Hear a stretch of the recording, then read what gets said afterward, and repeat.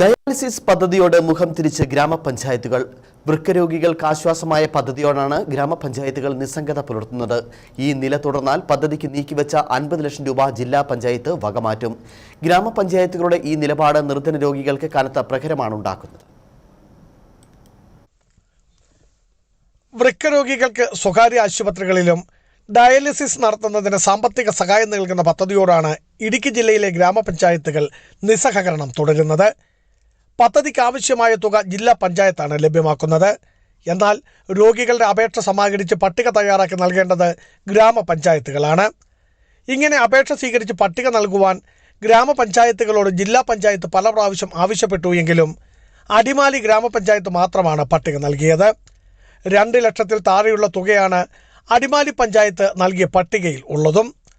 എന്നാൽ ജില്ലയിലെ ബാക്കി 51 പഞ്ചായത്തുകളും ഇക്കാര്യത്തിൽ തികഞ്ഞ അനാസ്ഥയാണ് തുടരുന്നത്. ഈ മാസം 28-ന് മുൻപ് ചിലവഴിക്കുവാൻ കഴിയാത്ത ഫണ്ട് മറ്റേതെങ്കിലും പദ്ധതിയിലേക്ക് മാറ്റുവാനാണ് ജില്ലാ പഞ്ചായത്തിനോട് സംസ്ഥാന സർക്കാർ നിർദ്ദേശം നൽകിയിരിക്കുന്നത്. 28-ന് മുൻപ് പഞ്ചായത്തുകൾ ഉണർന്നു പ്രവർത്തിച്ചില്ലെങ്കിൽ ഫണ്ട് വകമാറ്റുമെന്ന് ജില്ലാ പഞ്ചായത്ത് ഗ്രാമപഞ്ചായത്തുകൾക്ക് മുന്നറിയിപ്പ് നൽകി. മുൻ വർഷം 3 കോടി രൂപയാണ് ജില്ലാ പഞ്ചായത്ത് ഇതേ പദ്ധതിയിൽ ചിലവഴിച്ചത്. ഈ വർഷവും 3 കോടി വരെ നൽകുവാൻ ജില്ലാ പഞ്ചായത്ത് സന്നദ്ധവുമാണ്.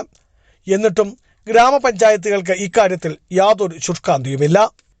നിർധനരായ വൃക്കരോഗികൾക്ക് സാമ്പത്തിക പരാധീനതയാൽ ഡയാലിസിസ് മുടങ്ങുന്ന സാഹചര്യങ്ങൾ മനസ്സിലാക്കിയാണ് ഇടുക്കി ജില്ലാ പഞ്ചായത്ത് ഈ മാതൃകാ പദ്ധതിക്ക് തുടക്കം കുറിച്ചത്.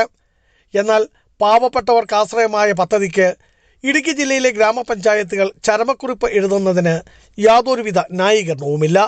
ബിജു വൈശൻ പറമ്പിൽ, ഇടുക്കി വിഷൻ ന്യൂസ്, ഇടുക്കി.